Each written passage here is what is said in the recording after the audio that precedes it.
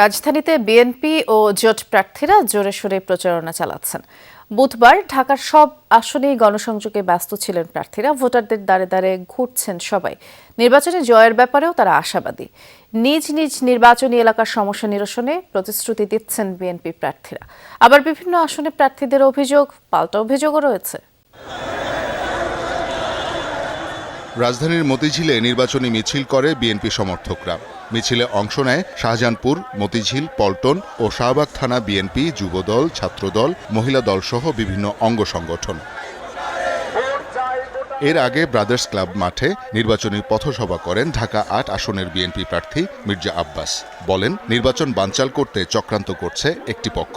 তিনি আশ্বাস দেন, নির্বাচনের আগে ও পরে বিএনপি দেশকে শান্ত রাখবে। যে কোনো উস্কানির মুখে আপনারা শান্ত থাকবেন, কারণ বিজয় আমাদের দ্বার প্রান্তে ইনশাআল্লাহ। এই বিজয়কে অন্য কেউ যাতে অন্য খাতে প্রবাহিত করতে না পারে, সেদিকে আপনারা খেয়াল রাখবেন। ঢাকা ১৬ আসনে গণসংযোগ করেন বিএনপি প্রার্থী আমিনুল হক।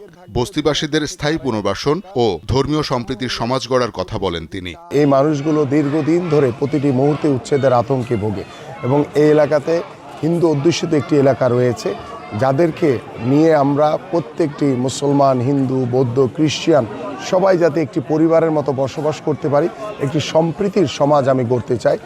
রাজধানীর ওয়ারি ৩৯ নং ওয়ার্ডে নির্বাচনী প্রচারণা চালান ইশরাক হোসেন। আগামী ১২ ফেব্রুয়ারির পরে তখন তো আমি আর প্রার্থী থাকবো না, যাই হোক, কিন্তু আমি আপনাদের এই গ্যাসের সমস্যাটা সমাধান করার জন্য যে উদ্যোগটা নিয়েছি, সেটা দ্রুততম সময়ে বাস্তবায়ন করার জন্য আমি জোরালো ভূমিকা রাখবো ইনশাআল্লাহ।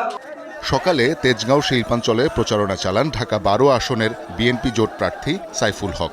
নানা জায়গায় হুমকি দিচ্ছেন, এক ধরনের সন্ত্রাস তৈরি করবার একটা তৎপরতা আছে, আর কালো টাকার ছড়ানোর একটা লক্ষণ ইতিমধ্যে আমার কানে এসছে। পাইকপাড়া এলাকায় গণসংযোগ করেন সানজিদা ইসলাম তুলি। তিনি বলেন, মানুষ সহিংসতা চায় না, সবাই নিরাপদে নিজের ভোটাধিকার প্রয়োগ করতে চায়। সুষ্ঠু একটা নির্বাচন নিরাপদ যেন হয় সবার জন্য, এবং যেই জায়গাগুলোতে নিরাপত্তাহীনতা দেখা যাচ্ছে সেগুলোতে ইমিডিয়েট অ্যাকশন যেন দেখা যায়, ভিজিবল। গণসংযোগ করেন ঢাকা ৯ আসনের বিএনপি প্রার্থী হাবিবুর রশিদ হাবিব। আমার আগে আমরা, আমাদের আগে দেশ, ক্ষমতার আগে জনতা, সবার আগে।